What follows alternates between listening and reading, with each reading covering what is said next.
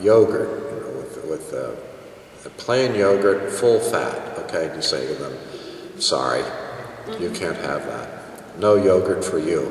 I have decided that you prudentially need low-fat yogurt. Go back and bring that to me, and I'll consider it. I was at Freiburg, and and I was at a cafe, and they had a fondue, and I ordered something to drink with that, and the waitress says, "No, I will not bring that to you. I will not bring that to you."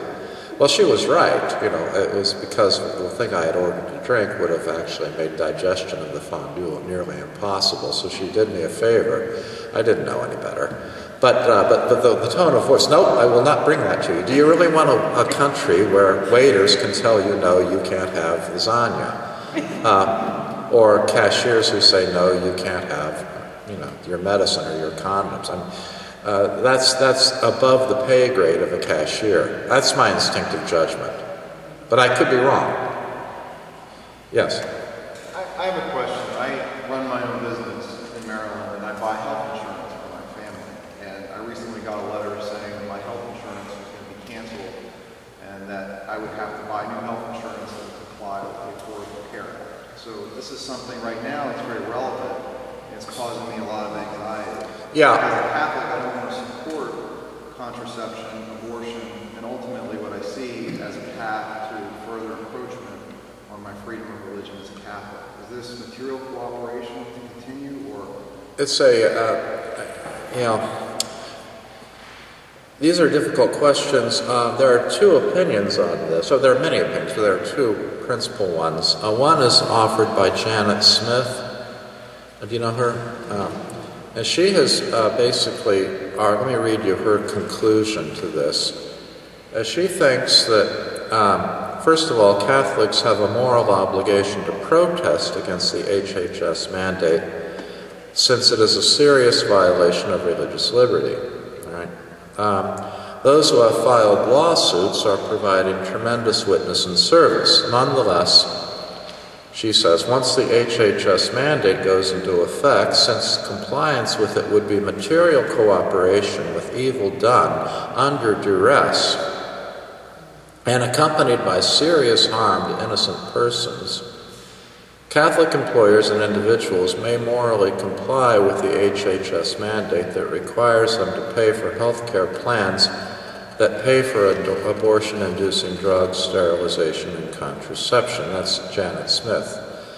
On the other hand, there's someone else, Robert George and Sheriff Gurgis and Anderson wrote an opinion on this, morals and mandates, and they take the opposite judgment. They think that cooperating or buying these things, cooperating with them, amounts to cooperation in the evil.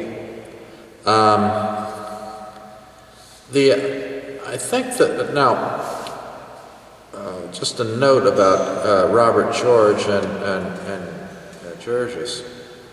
They are people who embrace what is known as the new natural law theory, and according to that,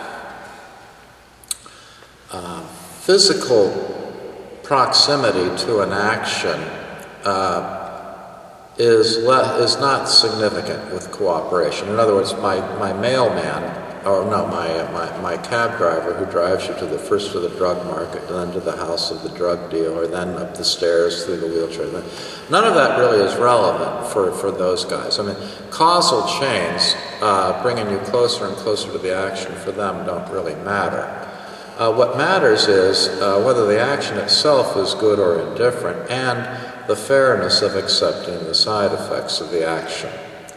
Now, according to George and Georges and them, the side effects of this action are going to be terrible because it's going to compromise religious liberty, see. It's basically the church knuckling under to the government, Catholics knuckling under the government, doing what we think, being made to do what we think is wrong. And that undermines witness, you see. That makes the teaching effectively die in the culture. So their idea is that the acceptance of these side effects of our compliance, which is loss of witness, loss of effective witness, is grave enough to warrant explicit resistance and refusal to comply. Okay. And for them, it doesn't really make any, because the causal links aren't that important, it doesn't really matter how many accounting tricks they perform, so that you don't pay directly for it, but you pay for the, you don't pay for the contraception, the insurance company pays for the contraception, you see. But for them, those are just accounting tricks that add steps between your action and the action of the employee, which purchases contraception, you see.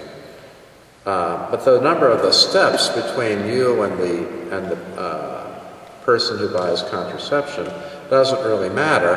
What matters is the overall effect of the action, which is to further a contraceptive culture and to undermine Catholic witness against it. See? Now, Janet Smith, on the other hand, can I? I'm sorry. Am I finished? Okay. Janet Smith, on the other hand, thinks that you have a serious obligation to provide for your family and the health of your family, and that the duress quality of this, as long as we have made an organized protest and have made our voices heard, the duress that we are under and the obligation that you have to care for the health of your family, plus the physical indirectness of the relationship between your action and the patient's or the other person who purchases the contraceptive, the distance between the two, and the duress, and the availability of other forms of witness in protest, and the obligatory nature of other forms of witness, could justify remote material cooperation. You have two pretty serious authors taking different sides on this. It shows you that it's not easy or clear. Okay?